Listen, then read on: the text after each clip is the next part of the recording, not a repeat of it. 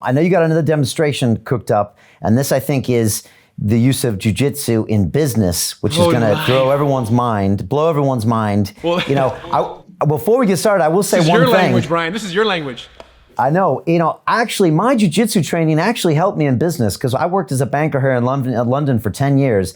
And I mean, you're going to talk about some deep stuff, but I had guys that would try to physically intimidate me in the city. Now, they never threw punches, but they would kind of use their body language and their attitude to kind of dominate me. But in my mind, I kept thinking, I'm going to double leg you, and then I'm going to get side control and mount and choke you out. And by holding my ground, by knowing that martial arts background, it never escalated. But I could see there's a lot of domination in business that even knowing martial arts could get you through. So I'll just throw that out there, and I want to get your thoughts too. Well, let me just say this, Brian, is that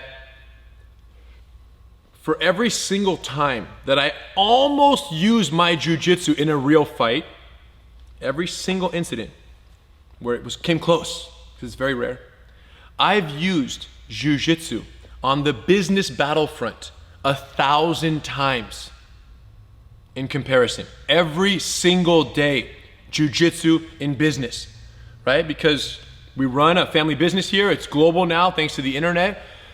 And I want to demonstrate a few situations. And we'll start with, I mean, there's so many principles. As a result, there's so many combat jiu-jitsu fighting principles that are entirely and immediately applicable to business and really just life. But business is where I've applied them the most. So starting with, if you ever think about, right, setbacks happen. We're talking about industry setbacks, right, national setbacks, global setbacks, right? And it might be a health setback. It might be a financial setback. It might be a supply chain setback. So people get hit with problems. Right now, COVID's hitting the whole world, right? So people get hit with problems. And isn't it fascinating how sometimes people thrive during these setbacks, and other times organizations die during these setbacks? And the question is why? Why is it that when challenges hit us, and they hit all of us in different ways at different times in our lives, some thrive and some die? And for that, there's a principle called failing forward that is beautifully demonstrated here in jiu-jitsu. Evandro, come on in, please. Check this out. So one beautiful technique. Evandro's in my guard, okay? In the jiu-jitsu in the guard, what happens is if someone is trying to strangle me from the guard, very common behavior, he's inside my legs, he's strangling me. From here, he's giving me a beautiful gift, okay? All I need to do is capture his arm, turn, and I can break his arm right here, boom. His arm, as you know well, Brian, here it's a fully hyperextension. My hips are driving through his elbow, and I can break his arm, and he's done, okay? The fight's over. Now, what's interesting is that one common defense, or what might happen in that situation, is he may, before I capture his arm, he may pull his arm out to avoid this armbar in the situation. So I might go here, and now he pulls out. Look what we need to do. 1, 2, 3, 4, 5, 6, and we got him. So the removal of the armbar in this situation was a real setback because that's what I was going for. That's what I was planning. That's what I was dedicating my resources to. So I go here, I turn, I capture, my leg comes over the head. I got him. And what happens is, most people, when he rips his arm out, I want to hold it, I want to hold it. No, no, no, no, no, no. And because they are fixated on what they lost, because they're fixated on what they lost in the armbar, they don't see what opportunity awaits them in the triangle neck restraint or the triangle choke. So once you understand the triangle and you understand the relationship, look, 1, 2, 3, 4, 5, slow. As he pulls out, freeze. I already feel some of the setback. He's pulling his arm out. And if I know his arm's gonna slip out, instead of mourning the loss of the arm bar, look, boom. I anticipate the arrival of the triangle. I'm waiting for it. I expect it to happen. And at this point, we redirect the arm, we control the head, I place my foot on his pelvis, I make a slight adjustment, and by biting my leg across his neck, locking here, and then locking my other leg over the top, I'm creating a triangle with my 2 femurs and my tibia. And then from here, I hold the back of his head, and just by squeezing my heels down and my knees in, look, that's a neck restraint. In 6 seconds, he would be unconscious, and then I would let him go, and I would be out of the fight. Okay, but this is a beautifully effective technique that can be locked up. But here's the whole point on this one.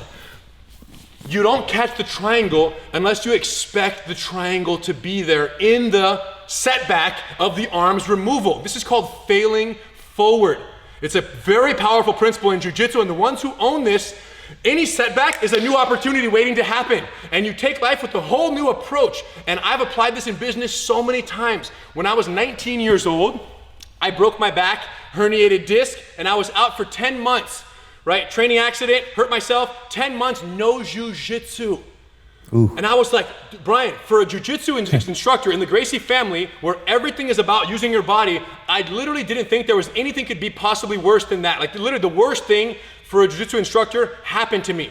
And at that point, I mourned over it for a little while, but then I said, wait a minute, what do I have the opportunity to do now that I might have never otherwise had the time or energy to do? So in that moment, during those 10 months, I developed the game plan and the outline essentially for what is now GracieUniversity.com, our interactive online website where people can learn jiu-jitsu from anywhere with an internet connection using our online linear curriculum, where what we did is my brother and I organized and scripted all of jiu-jitsu from white to black belt, every single technique in order. So a beginner student could log on, watch lesson number 1, and have no experience, and then go to lesson number 2 that builds on lesson 1, and then 3 builds on 1 and 2, 4, 5, 6, all the way to the end, Brian. Every technique I've ever learned in jiu-jitsu cataloged in order for someone to learn from anywhere in the world.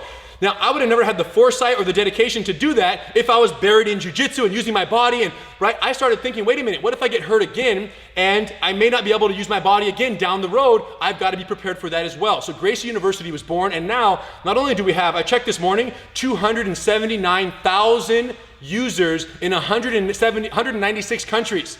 All over the world, they're doing jiu-jitsu from their houses. And the best part is, Brian, it was one thing for us to just put videos out for people to learn jiu-jitsu.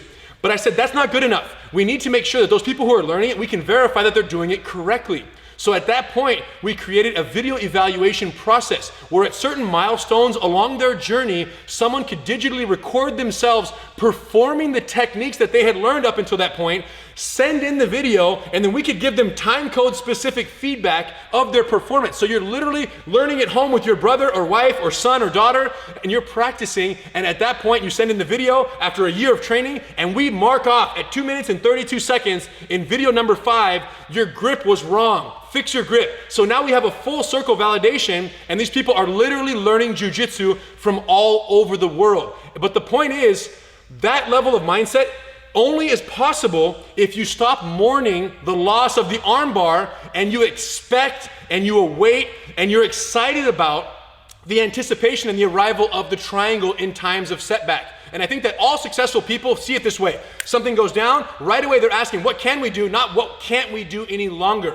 And that is the failing forward principle that has really changed, and 100% is used almost daily in my life, especially now.